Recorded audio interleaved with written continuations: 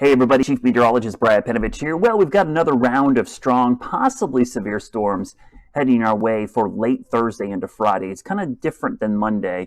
It's not much of a tornado threat compared to Monday. There's still a chance, but it's mainly straight line winds. And I'll talk about this as we get into it, but it's a completely different setup. So I don't want you to be thinking it's going to be a very similar setup to what we saw on Monday. So here's the severe weather risk today and tonight.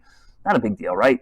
Pretty much to our west. Now tomorrow, it's kind of interesting. You see that severe weather risk to the west, and that includes most of the mountains, foothills, and parts of the Piedmont. So we're technically in that low-end risk area.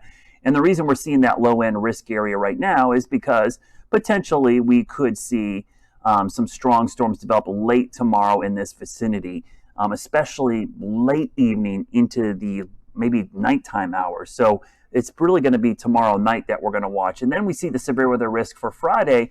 Notice how we're in the low risk over the Piedmont, but then the Sandhills into the central North Carolina, even parts of the Piedmont are in the medium risk because that same front is going to be moving across the area. So where is this thing right now? Well, let's look at it. You can see it off to the west. There's a couple bands. This big low pressure system right in here, but you can kind of see these spokes of energy. One there, one here, and then one here.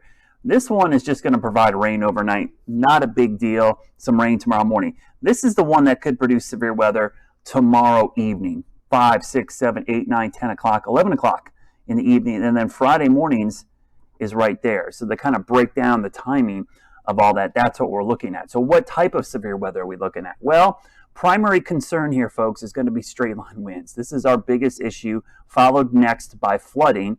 But there is a tornado risk. Now, the way that is ordered, it's by the number of events.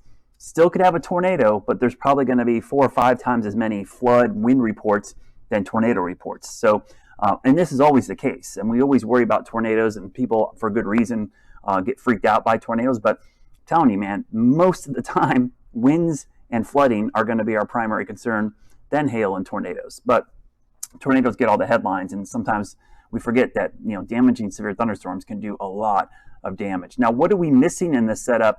Could be some instability. Now, I'll show you what it looks like on the wider view first. So we go through tonight, and I'm going to stop this tomorrow morning. There's going to be a warm front right in here at some point pushing through the area. That warm front's going to usher in the hot, humid air. Notice the rain in the morning. So this is why the flash flood threat is kind of high for the mountains. We get this southeast, what we call upslope flow. That pushes moisture up into the mountains. That mountains lift it like a ramp, and we tend to see heavy rain. So there's a pretty significant threat for flash flooding in the mountains. But this is the band we're watching for later in the evening. Now look at the times up in the corner there. I'll stop it at noon. So you see the rain. None of that, I don't expect any of that to be too severe, but we'll get closer to 3, 4 in the afternoon. Now we got to start watching some of these because the sun is out. With the warm front is way up here now. We're fully into that hot, muggy, juicy air. So any of these storms, and notice where they are, where that low risk was in the western part of our area, potentially some strong storms in there pushing in. And you can see that band coming in around 7 o'clock, even maybe all the way to Charlotte, 8, 9 o'clock. And then we go into the overnight hours. The front gets here early Friday morning, and there's another round of strong storms right there. Don't worry, I'm going to show you a closer up view of this, but I wanted to start wide first.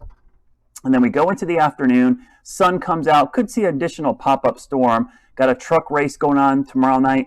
Don't think it's a big deal. Could see a passing shower, but you can see by then all that stuff is pushing out.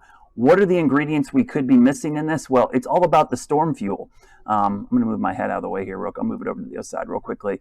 So what you're looking at, up there, we're basically looking at the wind shear, a trigger. We got that. The storm fuel, heat and humidity. How much of that do we have?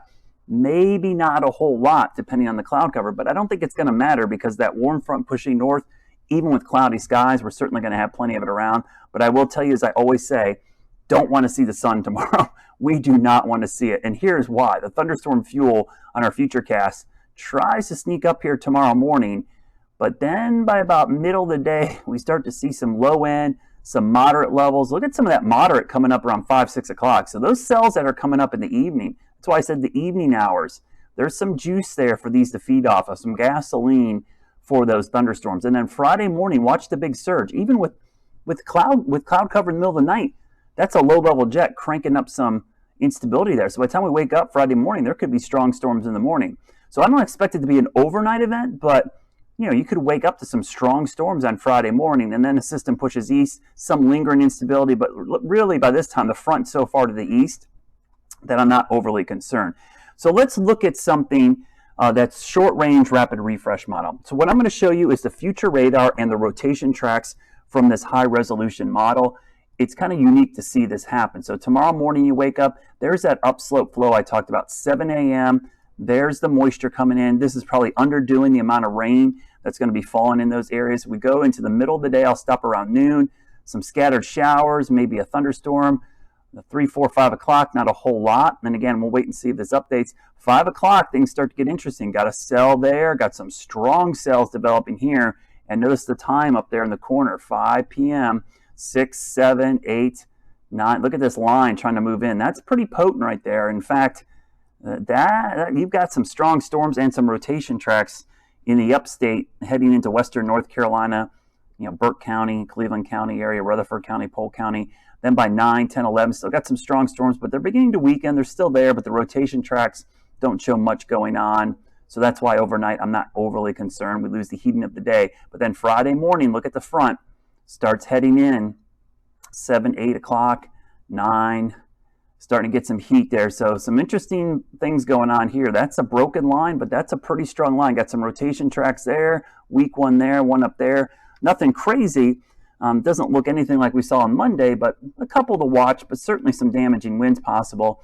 And then we go into the afternoon, the front starts to push east, so those strong storms start to crank back up. That's why there's a medium risk to areas heading off towards the east. And you can see, boy, by then, this might be where things get crazy in the afternoon as it heads towards central North Carolina.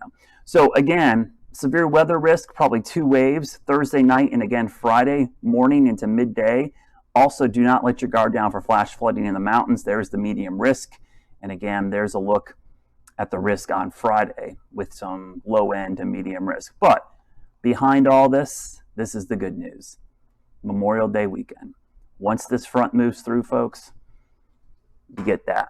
So we just got to get through tomorrow into Friday. Of course, I will continuously post updates. It's a good time to be weather aware. And please, I don't often say this, tell people to follow me on Facebook and Twitter.